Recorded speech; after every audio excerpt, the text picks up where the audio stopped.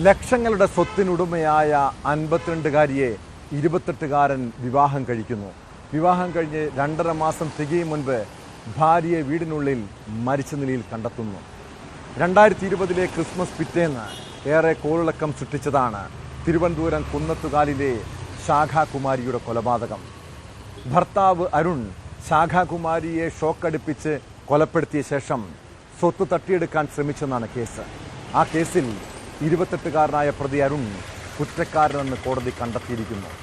Neyyattinkara additional ജില്ലാ sessions കോടതി നാളെ പ്രതിക്കുള്ള ശിക്ഷ വിധിക്കും.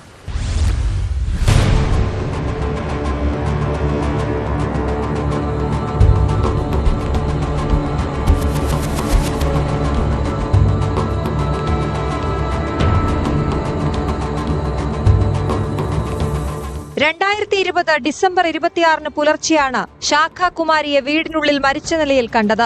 ക്രിസ്മസ് അലങ്കാരത്തിന് സ്ഥാപിച്ചിരുന്ന വയറുകളിൽ നിന്ന് ഷോക്കേറ്റ് മരിച്ചെന്ന് പറഞ്ഞ് ഭർത്താവ് അരുൺ തന്നെയാണ് അയൽക്കാരെ വിവരമറിയിച്ചത്. എന്നാൽ മരണത്തിന് മുൻപ് മർദ്ദനമേറ്റെന്ന് പോസ്റ്റ്മോർട്ടത്തിൽ തെളിഞ്ഞു. വെള്ളറട പോലീസിന്റെ ചോദ്യം ചെയ്യലിൽ ഭാര്യയെ കൊന്നതാണെന്ന് അരുൺ ഏറ്റുപറഞ്ഞതോടെയാണ് കൊലയുടെ ചുരുളഴിഞ്ഞത്.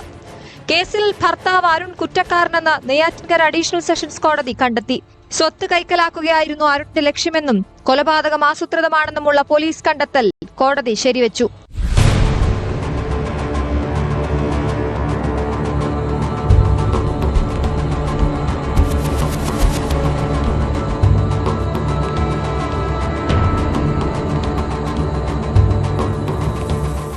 ലക്ഷങ്ങളുടെ സ്വത്തിനുടമയായ ശാഖാകുമാരി വിവാഹം കഴിച്ചിരുന്നില്ല.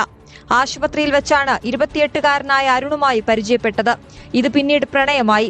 പ്രണയകാലത്ത് തന്നെ പണവും കാറും ബൈക്കുമെല്ലാം ശാഖാകുമാരിയിൽ നിന്ന് അരുൺ കൈക്കലാക്കി. ഒടുവിൽ 50 ലക്ഷം രൂപയും 100 പവൻ സ്വർണവും വാങ്ങിയായിരുന്നു വിവാഹം.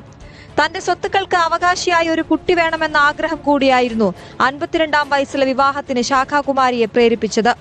എന്നാൽ വിവാഹം കഴിഞ്ഞ് പണം കയ്യിൽ വന്നതോടെ അരുണിന്റെ മട്ടുമാറി. ആളുകളുടെ പരിഹാസം കൂടിയായപ്പോൾ കൊലയ്ക്ക് തീരുമാനിച്ചു. മർദ്ദിച്ച് ബോധം കെടുത്തിയ ശേഷം ഹാളിലേക്ക് എടുത്തുകൊണ്ടുവന്ന് കയ്യിലും മൂക്കിലും വയർ ഘടിപ്പിച്ച് ഷോക്കേൽപ്പിക്കുകയായിരുന്നു എന്നാണ് പോലീസ് കണ്ടെത്തൽ. വെള്ളറട CI ആയിരുന്ന M. ശ്രീകുമാറിന്റെ നേതൃത്വത്തിലായിരുന്നു കേസന്വേഷണം.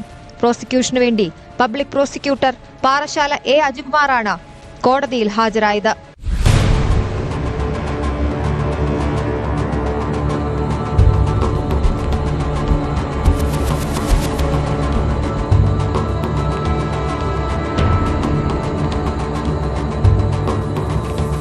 ന്യൂസ് 18 നെയ്യാറ്റിൻകര.